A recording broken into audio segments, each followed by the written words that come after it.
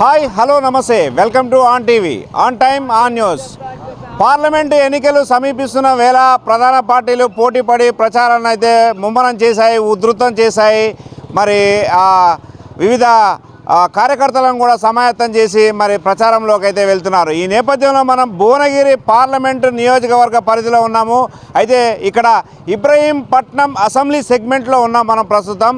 ఇది బహుశా ఏ ఊరు? ఇది లోయపల్లి గ్రామంలో ఉన్నాం మనము.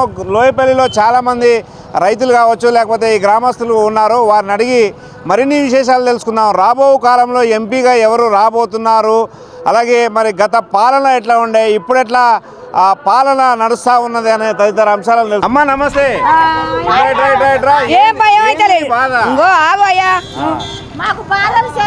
మా బాగా చేరాలి ఎట్లా పోయాలి, మేము ఎట్లా పోయాలి? మాకేమైనా ఇస్తుండ మాకైనా గెలిచిన ఇప్పుడు రేవంత్ రెడ్డి మరి నల్లగొండ డిస్ట్రిక్ట్ ఏం చేసిరా? బాగానే చేసిండు. మాకేమవుతా బస్ తీసే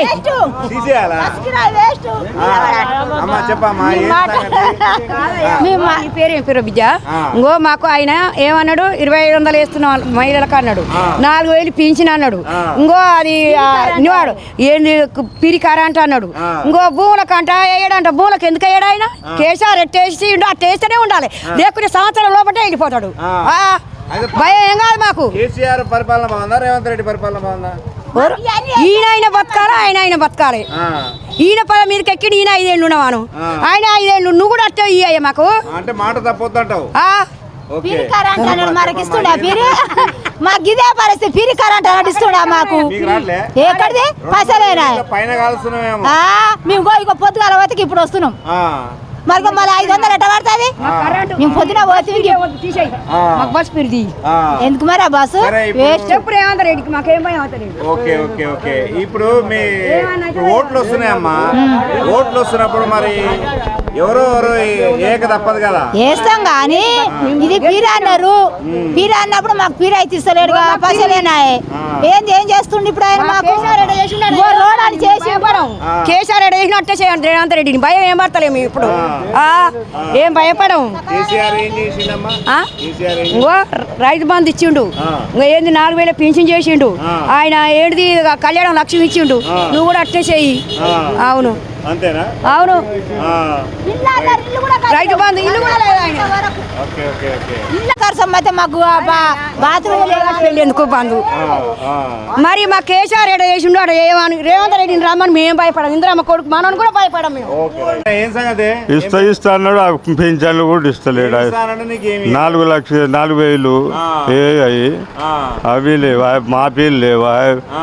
రుణ మాఫీలు ఇస్తానే అయ్యా. మళ్ళా ఏంది మన మరి కేసీఆర్ ఇచ్చిపోయిండు, అంతలే ఉన్నాయి. కేసీఆర్ పరిపాలన బాగుందా, రేవంత్ రెడ్డి పరిపాలన బాగుందా?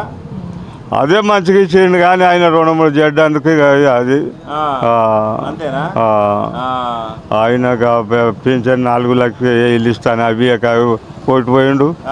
ఆ రుణం మాఫీలు ఓటు పోయిండు ఆయన. ఏ పార్టీ వచ్చేటట్టుంది? ఏంలో వస్తుందో అయ్యా, మనం ఎవరిని కట్టుకున్నాం.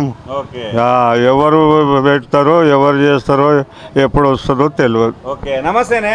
నమస్తే. కేసీఆర్ పరిపాలన బాగుందా? అదే మంచిగా ఉండయా. ఏది కేసీఆర్ తాడు మీదకి వెళ్ళి పెడితే 4 లక్షలు 5 లక్షలు అట్టా ఇచ్చిండు పింఛని.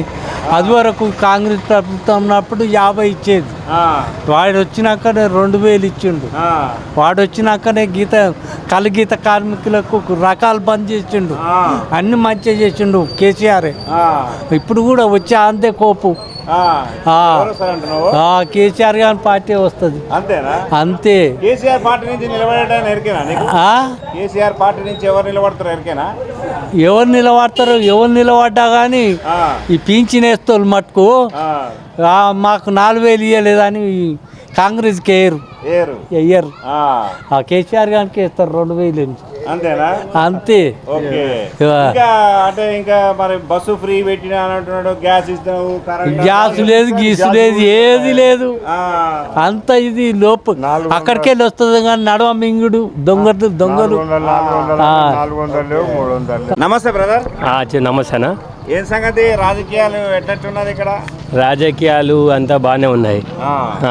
ఎంపీగా ఎవరెవరు నిలబడుతున్నారు? ఎంపీగా టీఆర్ఎస్కి వెళ్ళి అది క్యామలేషా, బీజేపీకి వెళ్ళి బుర్ర నరసయ్య గౌడ్, కాంగ్రెస్కి వెళ్ళి అయితే ఇంకా ఆయన పేరే తెలియదు మాకైతే. ఎవరు గెలిచేటట్టు? క్యామలేషా గెలుస్తాడు. ఇప్పుడు మొన్న ఎమ్మెల్యే ఎలక్షన్లలో అందరూ టీఆర్ఎస్ అంటే ఇంకా ఇన్ని రోజులు 10 సంవత్సరాలు పాలిచ్చారు బాగాలేదని కాంగ్రెస్ కేసిరు. కాంగ్రెస్ కేసు ఏముంది 6 గ్యారంటీలు అన్నాడు, జనాలను మోసం చేసి రేవంత్ రెడ్డి ఏం లేదు మాయమాటలు చెప్పిండు, అవిఎస్ ఇవిఎస్ అని చెప్పిండు.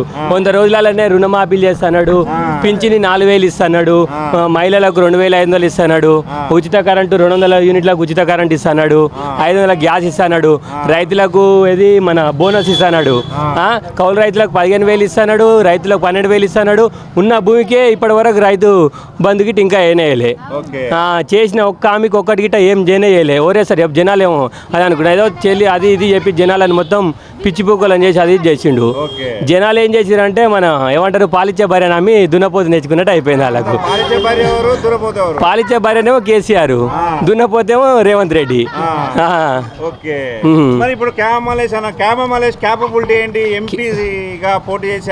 అన్న ఎంపీగా పోటీ అంటే ఆయన ఒక బీసీ క్యాండిడేట్. ఇప్పుడు మనకు వ్యక్తిగతంగా ఇంత ముందుకు ఇప్పుడు కాంగ్రెస్కి వెళ్ళి నిలబడ్డ క్యాండిడేట్లు అందరూ ఎవరికి ఏం తెలియదు. జనాలు ఏమనుకున్నారంటే మార్పు కొడితే మళ్ళీ వేరే గవర్నమెంట్ వస్తే మనకి ఏమైనా అభివృద్ధి అవుతుందేమో అది అనుకురు. మంచి కాదు, ఉన్న గవర్నమెంట్ కానీ ఇంకా అంతకన్నా నాశనం ఇంకా ఎక్కువ అయిపోయింది. అలా ఏం లాభం లేదు మనకు. ఏసీ మోసపోయారు. 100% టీఆర్ఎస్ వస్తానా క్యామలేసే 100%. నమస్తే నమస్తే. ఏం పేరు అన్న? నా పేరు దస్తగిరి. ఓకే దస్తగిరి గారు చెప్పండి, ఎట్లెట్లా ఉన్నది రాజకీయాలు? మంచిగానే ఉన్నాయి, రాజకీయాలుగా ఉంది, బాగానే ఉన్నాయి. అంతేనా? మరి వేడెక్కుతున్నా సలా పడుతున్నా? ఏడెక్కుతుంది. సరే మొత్తానికి ఎవరు ఎన్నికల్లో గెలవబోతున్నారంటే ఏం చెప్తావు? కాంగ్రెస్ గెలవబోతుంది. కాంగ్రెస్ ఎట్లా ఎట్లా కాంగ్రెస్ గెలవబోతుంది? సర్వే అదే చూపిస్తుంది.